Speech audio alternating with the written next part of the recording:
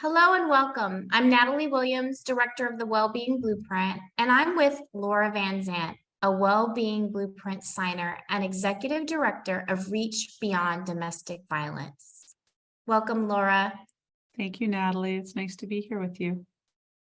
October is our National Domestic Violence Awareness Month, and we're excited to hand off the microphone to a blueprint signer who is doing important work to change our systems to better serve our survivors. Laura, can you tell us about Reach Beyond Domestic Violence and how you center well-being in your work? Sure. Well, Reach is a domestic violence organization in Waltham, Massachusetts, which is outside of Boston. And we serve 27 cities and towns with our intervention, prevention, and advocacy services. Our programs include an emergency shelter, 8 bedrooms in a confidential location. We have a pretty robust community advocacy team working with survivors in multiple languages.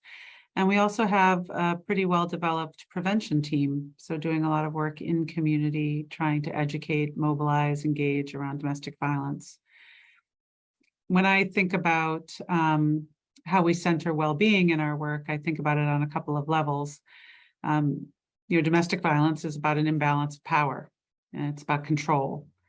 One person intentionally using behaviors to control and shrink the world of their partner until all that's left is that relationship.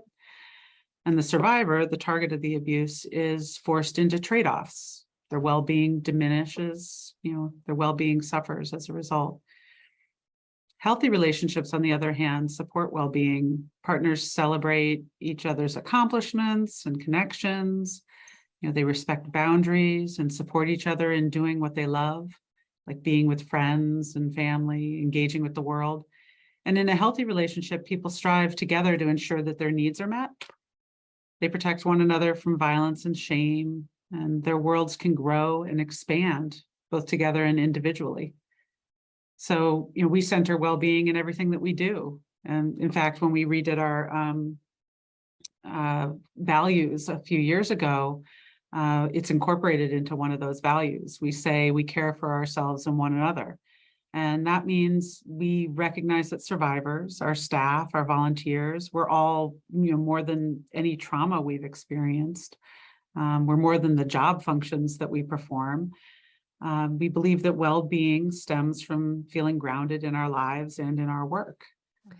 What are some ways our systems can change to better serve survivors?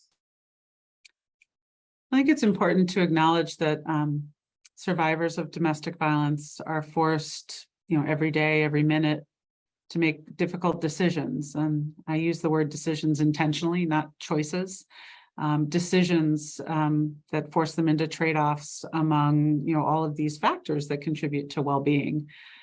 Going into shelter might mean safety of a certain kind and some access to resources, but it can also mean profound instability, shame, disconnection, and a loss of control, right? And a lot of systems don't acknowledge that there are trade-offs when you engage with systems. I think we believe that the response to the isolation and brutality of abuse is not a rules-based program or shelter. It needs to be a response that recognizes the differing needs that people have, and the impact of trauma in their life, the strengths that they bring with them. Our approach is relational, seeing the people, not the problems, and working in the gray, which is, can be really tough. To do that rather than just falling back on rules or you must do this or you must do that. And so I think our systems need to deepen their understanding of this and make a commitment to acknowledge the trade-offs that people are forced into. What's one thing anyone can do to support survivors? Well, listen and believe. That's 2 things I know, but they go hand in hand.